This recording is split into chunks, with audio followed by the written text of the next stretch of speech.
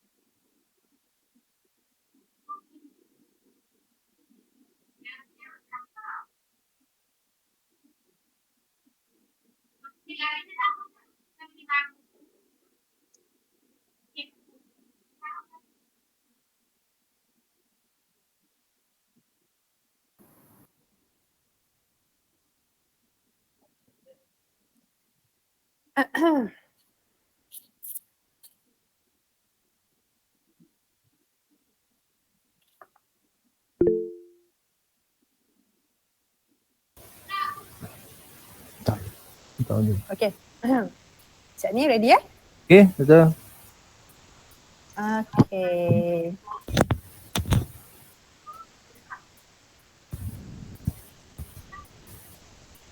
Assalamualaikum warahmatullahi wabarakatuh dan salam sejahtera saya ucapkan. Selamat datang kepada tuan-tuan dan puan-puan ke webinar iAquas kali ini. Webinar kali ini akan disampaikan oleh Encik Ahmad Anwar Zainal ataupun di kalangan kami beliau lebih dikenali sebagai Encik Ani. Beliau akan berkongsi dengan tuan-tuan dan puan-puan semua mengenai pembenihan ketam bunga spesies komersial untuk sumber pendapatan penternak kolam. Seperti mana yang kita semua faham bahawasanya ketam bunga ini mendapat permintaan yang tinggi di pasaran. Harga ketam bunga ini boleh mencecah di antara RM34 sehingga ke RM36 sekilogram. Justeru, tanpa melengahkan masa lagi, saya menjemput Encik Ani untuk menyampaikan perkongsian beliau mengenai pembenihan ketam bunga spesies komersial untuk sumber pendapatan peternak kolam. Encik Ani, silakan. Bismillahirrahmanirrahim. Terima kasih kepada moderator Dr. Farah di sana. Bersyukur kepada Allah kerana dengan izinnya kita dapat bersama dalam webinar ini di atas tajuk pembenihan ketam bunga spesies komersial untuk sumber pendapatan peternak kolam. 1. Kenapa spesies ketam bunga atau swimming blue crab atau Portunus pelagicus menjadi pilihan tuan-tuan? Yang ini saja saya dah boleh menjawab satu soalan tadi daripada PPDOF Perak. Okey. Sebab yang pertama, seperti tuan-tuan sedia ketahui, Malaysia mempunyai stok ketam di laut yang semakin hari semakin berkurangan akibat tangkapan secara berlebihan dan tanpa kawalan. Ketam bunga ini juga mendapat permintaan yang tinggi di pasaran dan merupakan sumber pendapatan kepada nelayan dan peternak. Nombor 2 dia, jadi apakah peranan kami di Aquas? Kami di Aquas menyerajui proses pembenihan ini sebab kami mempunyai kelebihan, iaitu kami ada pakar rujukan seperti Prof. Dr. Aziz Arshad mempunyai kepakaran dalam bidang biologi perikanan dan juga Prof. Madia Dr. Murni Malina yang mahir dalam penyakit ikan. Serta kami juga ada tim teknikal dari pelbagai disiplin, dalam erti kata lain kami cukup terlatih dalam bidang ini, insyaAllah tuan-tuan. Kenapa juga Aquas? Sebab Aquas mempunyai kemudahan, tempat yang strategik dan berdekatan dengan laut. Jika kami ambil batu sebiji, kami campak ke tu sampai batu tu. Maksudnya punya dekat je kami dengan laut, memang tu jadi prioriti kami. Kami mempunyai kemudahan sebagai sebuah hatchery yang lengkap dengan fasiliti seperti kami ada lab zooplankton, phytoplankton dan kami mempunyai fasiliti yang lain seperti tangki dan sistem yang update. Kami juga yang paling penting adalah kami ada sokongan dari nelayan yang membekalkan induk yang berkualiti. Paling penting ni kami ada penawaran dan permintaan dari pelbagai agensi swasta dan kerajaan. Maksud penawaran ni, kami ada benda iaitu benih ketam dan kami ada harapkan permintaan daripada pelbagai sektor seperti nelayan, seperti peserta kolam dan seperti agensi swasta yang lain. Siapa market kami? Market kami sudah tentu tuan-tuan. Tuan-tuan peternak kolam, agensi kerajaan dan swasta. Untuk pengetahuan tuan-tuan, kami pernah diberi grant di OF sebanyak RM50,000 bagi restocking semula 150,000 ekor hingga 200,000 ekor yang bertujuan untuk menambah populasi ketam di perairan pantai Port Dickson. Saya ingat lebih kurang dalam tahun 2020 sehingga sekarang. Kami pernah restocking benih di bawah grant swasta di merambung projek Forest City. Projek di Forest City ni, dia projek tebus guna tuan. Kami juga sedang menjalankan usaha sama dengan pihak Serandu untuk peternakan ketam dalam kolam yang dilapisi. HDPE, dia punya bottom dia tu, bagi tujuan penjualan dan grow out serta mendapatkan SOP peternakan yang sesuai. Maksud SOP ni, maksud kami sedang develop tata cara panduan menternak ketam dalam kolam. Besok tuan-tuan mudah. Tuan-tuan beli pada kami berserta dengan SOP macam mana nak menternak spesies ketam tersebut dalam kolam. InsyaAllah kami soon tuan-tuan. Next, nombor 5. Kenapa tuan-tuan memilih kami? Sebab kami akan memastikan yang benih tuan-tuan dapat adalah benih yang low quality dengan harga yang kompetitif. InsyaAllah Kami akan membantu tuan-tuan dengan memberi khidmat nasihat, bimbingan, bagaimana mencipta keuntungan, ilmu peternakan, sumber pendapatan dan pulangan dalam bentuk latihan. InsyaAllah tuan-tuan. Kami komited tuan-tuan. Kami komited dengan apa yang kami cakap, apa yang kami usulkan. InsyaAllah tuan-tuan. Bagaimana pula kami melakukan proses pembenahan. Ini bagi kat kami tuan. InsyaAllah kami boleh kami dapat latihan yang cukup. Asasnya adalah penggunaan probiotik dan makanan hidup seperti phytoplankton dan zooplankton. Ini kita cerita sikit bab macam mana kami melakukan pembenahan di hatchery. Kitaran hidup ketam bunga bermula dari zoya 1 hingga zoya 4, 12 hari tuan-tuan. Megalopa 4 hingga 6 hari, Crab Insta 2 hingga 3 hari, Crablet 21 hari hingga 30 hari. Ini semua adalah stage tuan-tuan pusingan kitaran hidup benih tersebut. Dan jika tuan-tuan dapat mengambil kami punya benih, tuan-tuan akan dapat menjual hasil-hasil tuan-tuan tu dalam tempoh 5 bulan. InsyaAllah tuan-tuan. Di sini juga saya sertakan jadual bagi pembinaan ketam mengikut peringkat zoya hingga crablet. Pada peringkat zoya 1 yang bermula daripada D di OC1, kita bagi nano, keto dan rotifer.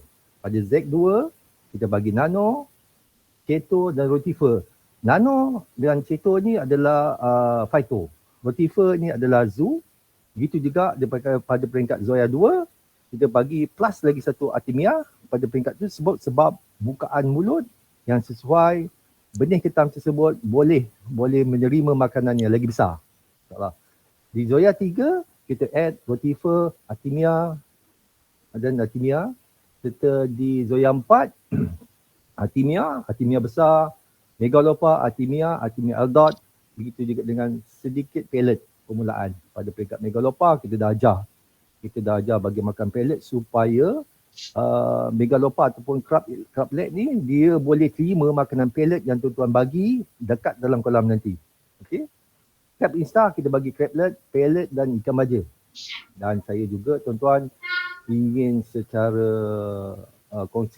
berkongsi dengan tuan-tuan parameter kualiti air bagi pembenihan ketam. Kita ni pembenihan kualiti air yang kita buat dalam hatchery. Suhu kaedah optimum dia suhu 27 hingga 30 darjah Celsius. pH dia 6.5 hingga 8. Salinity 28 hingga 30 ppm. Ammonia dia daripada 0 hingga 2 ppm. Di sini, ni dah hujung-hujung tuan-tuan. Dah hujung-hujung, nombor 9-nya saya ingin berkongsi harapan Aquas agar segenap lapisan masyarakat mempunyai nilai-nilai murni. Susah tuan-tuan buat benih ketam ni, tapi insyaAllah sekarang dah senang. Contohnya kepada nelayan. Lakukanlah penangkapan secara bermusim. Melepaskan semula ketam betina yang bertelur dan yang bersaiz kecil. Jangan ambil tuan-tuan. Bagi pihak kerajaan, dan ini paling penting tuan-tuan, ini yang kita nak dengar. Kita suggestkan pada pihak kerajaan, kita kawal penangkapan agar tiada berlaku penangkapan secara berlebihan. Minta kerajaan tuan-tuan, minta kerajaan menyediakan dana kelangsungan usaha pengeluaran dan dari pembenihan hingga grow out. Daripada A tu sehingga Z tu kita minta kalau ada dana tu sebut. Kalau tak silap, kalau DOF ada add benda ni, cantik biar orang dengar. Memberi insentif kepada peternak selepas pengeluaran hasil. Maksudnya kalau 1000 ekor benih ikan ketam yang dikeluar, kita minta 1 kilo katakanlah dapat 1 sen ataupun 2 sen. Cukup, itu insentif namanya. Di sini tuan-tuan, saya ingin menyuruh kepada semua peternak agar ambillah peluang menjadikan peternakan ketam sebagai sumber pendapatan baru. Saya juga menyarankan peternak sekalian menggilirkan ternakan dalam kolam. Maksudnya menggilirkan ni, katalah dalam 1 tahun tu ada 3 pusingan. Pusingan pertama tu buat bernameh, pusingan kedua tu buat ketam, pusingan ketiga tu buat balik bernameh. Sebelum saya mengakhiri webinar ni, saya sekali lagi mengambil kesempatan untuk merakamkan jutaan penghargaan kepada semua yang terlibat. Tadi saya serah semula kepada Dr. Farah Untuk selanjutnya sebelum itu terimalah serangkap pantun untuk menutup majlis. Banyak teluk ke penarik, elok tumbuh pohon kuini dan elok bawalah balik dan tak elok tinggallah di sini. Di atas dahan burung tempua melihat usa di tepi perigi. Salam perpisahan untuk semua. Di lain masa bersua lagi. InsyaAllah tuan-tuan, apa-apa hal nanti kontak kami di Airquas. Okay. Saya serahkan kepada Dr. Farah untuk sesi jawab dan saya serahkan. Doktor? Okey Encik Ani, terima kasih Encik Ani di atas perkongsian yang sangat informatif sebentar tadi. Jadi sekarang kita buka kepada sesi soal jawab. Tuan-tuan dan puan-puan, sekiranya ada soalan bolehlah paste di chat box kami. Okey. Cik Ani, ini ada satu soalan daripada Mr. Chan. Selamat pagi, sekejap ya soalan dia. Ketam bunga spesiesnya yang mana satu atau ada beberapa spesies? Sorry, kenapa? Okey, Mr. Chan daripada PPN Perak. Daripada PPN Perak. Untuk menjawab soalan ni, Mr. Chan, selamat pagi Mr. Chan. Dekat di Airquas kita telah laba buat spesies Potinus pelagicus. Dekat sini kita panggil ketam, nama lokal dia kita panggil ketam renjong, ketam biru ataupun ketam bunga. Potinus pelagicus. Nanti saya akan susul dengan Mr. Chan untuk hantar gambar, spesies dan sebagainya kepada Mr. Chan untuk studi lanjutnya. Cuma kita belum lagi buat spesies-spesies lain sebab kita mudah untuk mendapat induk potinus ni ataupun ketam bunga ni daripada nelayan sekitar sini.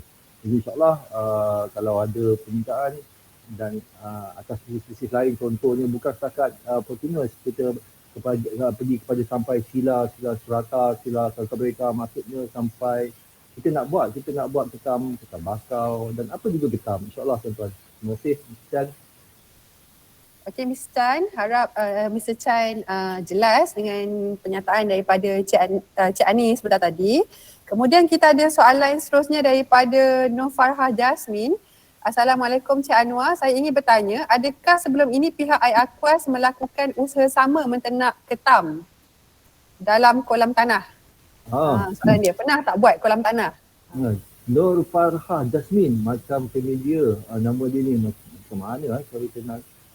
Okey, untuk menjawab soalan ini, dan soalan tanya adakah Airquas pernah melakukan usaha sama menternak ketam dalam kolam tanah. Okey, saya sharekan video ni kalau tuan-tuan boleh tengok. Okey, cantik kan video ni. Video ni saya ambil ketika kita orang ada join dengan satu peternak, tu Prof Aziz tu, pakar kita tu. Pakar biologi perikanan. Dia yang memulakan ni. Okey, kita dah adakan usaha sama dengan nelayan peternak di kolam Kuala Muda Kedah.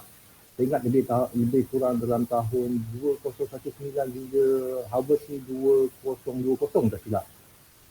Kan itulah bukti bahawa kami telah melakukan throw out di sana. Itu betul lah. Nanti kalau nak info lebih lanjut, dan sila berhubung dengan pihak penyusunan kami di Airquas dan di email kepada Prof Aziz. InsyaAllah dia akan layan tuan kepada Dr. Muni selaku ketua lab kita orang. Okay, Farah. Farah. Ada lagi okay. Doktor? Kita ada lagi sikit soalan ya Cik Ani, nanti kita buka lagi. Soalan seterusnya ialah daripada Najmi Adwa daripada Terengganu. Dia tanya, apa beza spesies ketam ini dengan ketam nipah dari segi survival rate benih crablet? Bolehkah capai SR 40% ke atas? Ini macam familiar je. Familiar agak Allah ni, Najmi Adwa ni. Macam dah lama berkecimpung dalam bidang aquaculture ni. Boleh boleh create soalan macam ni, create soalan yang baik ni. Beza dia. Okey. Kalau nak cerita kita nak cerita pasal sebenarnya perbezaan dia tu di antara ketam bunga dengan ketam bakau. Soalan dia lebih kurang gitu kot. Jadi perbezaan dia kita ada sedikit teknikal, kita belum lagi buat pembenihan ketam nipah ni. Tapi ketam Fortunes ni, ketam bunga ni kita dah berjaya dah buat insya-Allah dengan survival rate dia lebih kurang dalam 30% sahaja paling tinggi kita buat. Sebab dia ada satu sindrom molting date, molting period tu kita tak lepas lagi kita punya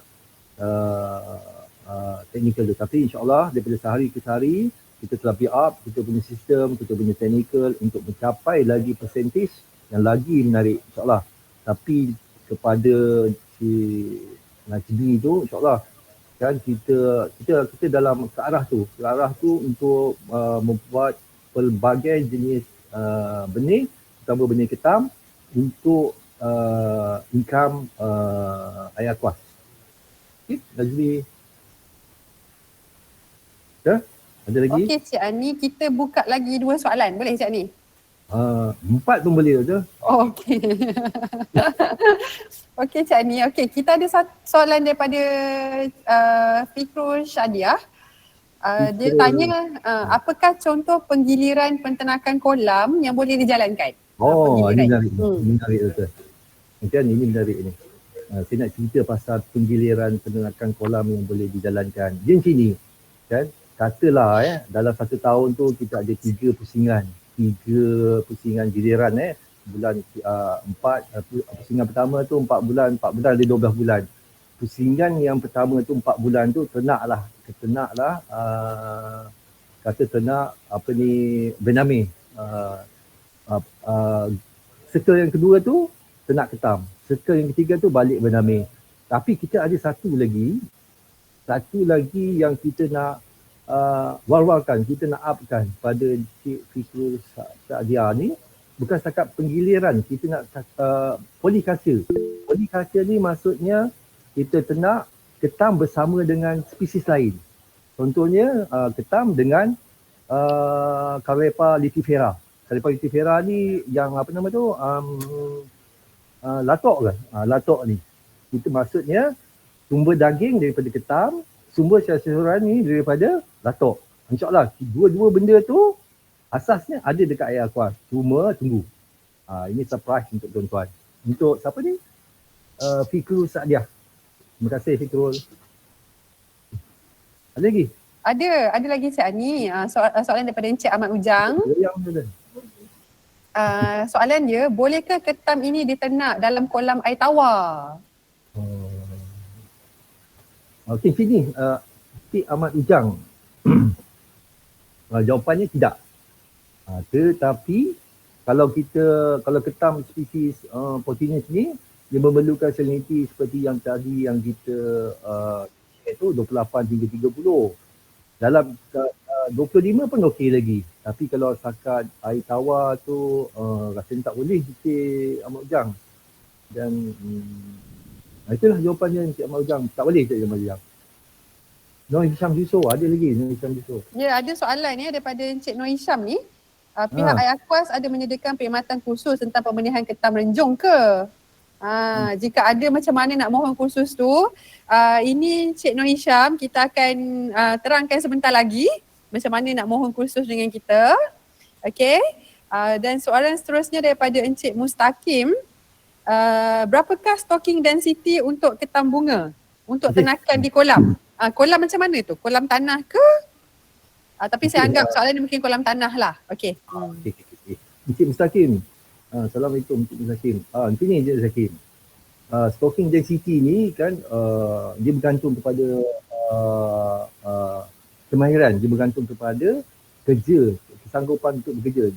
Paling senang sekali kan kita baca lebih kurang dalam 1 square meter kan bersamaan untuk carbonate tu, ataupun untuk daripada DOC 1 hingga 6 bulan tu, kalau nak terus masuk je benih, terus dalam kolam tu dia punya pikaan lebih kurang dalam 5 ekor untuk per square meter. Tapi untuk katalah ada satu kolam asuhan. Kalau kolam asuhan ni kita masuk lebih kurang dalam 150 ekor ke 200 ekor benih.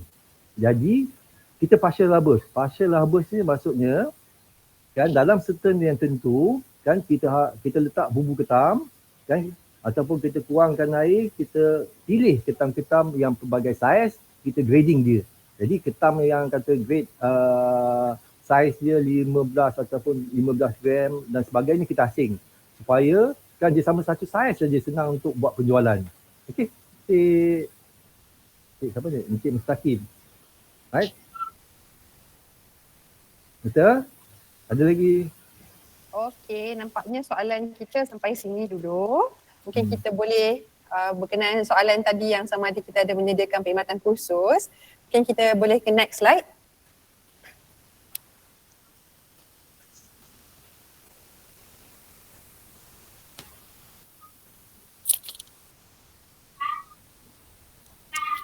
Dekat slide awak dia tukar next slide tak?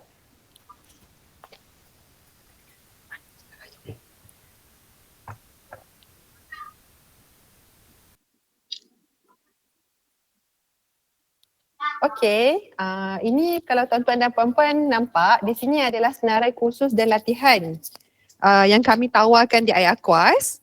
Okey, antaranya adalah pengeluaran dan pembiakan anak benih, khusus untuk peternakan tiram, peternakan dan pembiakan rumpai laut dan rumpai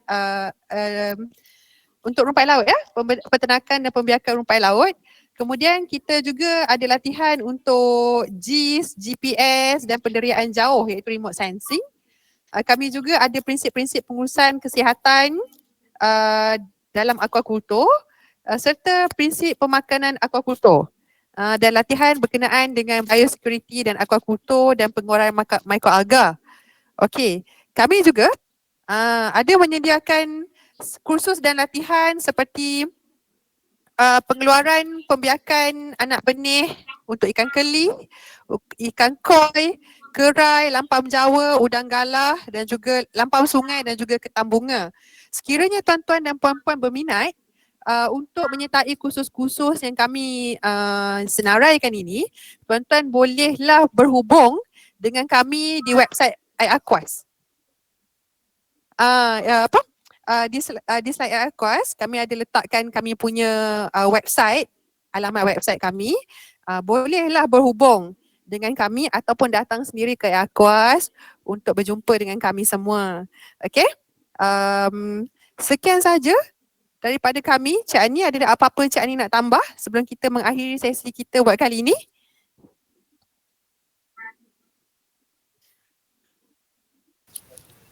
Terima kasih kepada Dr. Farah dan semua tim, pihak pengurusan daripada atas sampai bawah, kepada kawan-kawan dan sahabat yang berjayakan webinar ini. Terutama kepada Cik Diva, Cik Nadia, Azrin, Min dan semua lapis belakang saya dan isteri dan semua yang beri support kepada saya ini kali pertama. InsyaAllah lain masa kita akan berjumpa. Bukan saya dah, mungkin ada lagi yang Cik Diva pula yang akan membuat produk sisi lain. Terima kasih Dr. Farah. Okey, terima kasih tuan-tuan dan puan-puan. Sebelum kita mengakhiri sesi kita pada kali ini, sukalah saya sekiranya puan-puan boleh mengisi borang maklum balas berkenaan dengan kursus ini di link yang saya provide dekat chat box. Terima kasih tuan-tuan dan puan-puan, sehingga kita berjumpa lagi untuk webinar akan datang. Terima kasih.